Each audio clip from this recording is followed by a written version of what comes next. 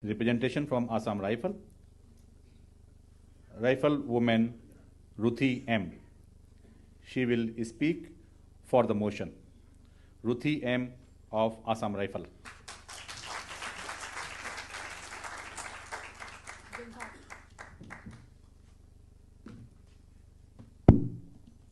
Equality, justice, and freedom for all is the 2023 Universal Declaration of Human Rights theme, which carries profound significance and encapsulates the core principles that the United Nations uphold in its principles to promote and protect human rights worldwide.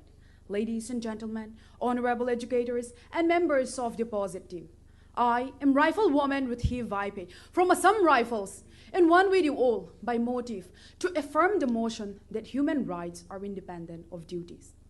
Human rights are those rights which are inherent and intrinsic. No society, no government can deny anyone their human rights. It is derived by virtue of humanity or from the principal nature of law. They are not created by any legislation, but they are based on elementary human needs. It is the rights that we have simply because we exist as humans and not granted by any state. By ensuring the inherent nature of human rights, we ensure a just and equitable society that respects the very dignity of our individual. One must be well aware that human rights have evolved back in the 6th century BCE. An evidence of it is the Cyrus cylinder, where the people had every rights and no duties. It was all based on natural rights, which evolved as part of the medieval period or the natural law tradition. To my fellow opponents who are confusing human rights and fundamental rights, let me tell you this.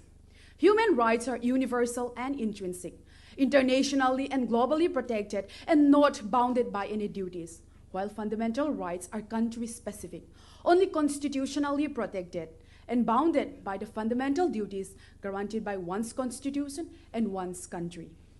The independence of human rights fosters social justice by ensuring that each individual is treated with fairness and equality.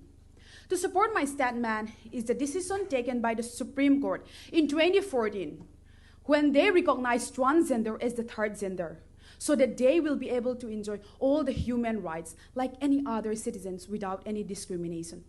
Another example is the action taken by the National Human Rights Commission in Kerala on 29 June 2007, where 5 HIV-positive school-going children were denied entry and sent back from school.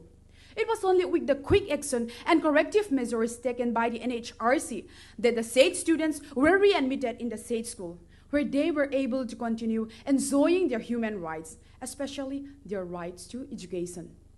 Connecting rights to duties may perpetuate inequality and create barriers of justice. The separation of rights and duties ensures that individuals are subjected to arbitrary conditions and coercion. It also hampers the individual's autonomy as it may infringe the independence to uphold the freedom of individual. For example, the rights to freedom of religion is absolutely independent of duties. People have the right and freedom to follow their chosen faith without being required to perform certain duties in exchange for that right. Independence from duties gives a person the ability and priority to compete with other powerful considerations such as national stability, national and global prosperity too. In addition to these rights, the United Nations also has its International Covenant on Economic, Social, and Cultural Rights and the International Covenant on Civil and Political Rights. The former focuses on issues like right to life, freedom of speech, religion, and voting. On the other hand, the latter focuses on food, education, healthcare, and living.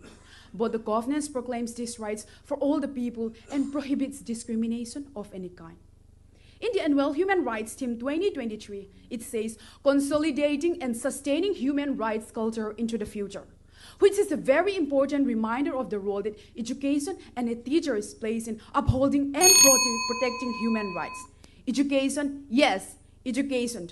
Not only education, but quality education have, and will always be a crucial tool in building the human rights culture.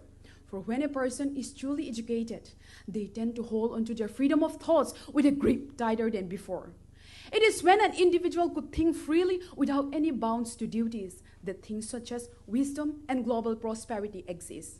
For when quality education conquers, poverty is eliminated, thinkings become broader, and rights become even more independent. In conclusion, upholding the independence of human rights from duties is not just a moral principle. It is a legal imperative that resonates with the very essence of our shared humanity. Thank you. Jai Hind, Jai Bharat.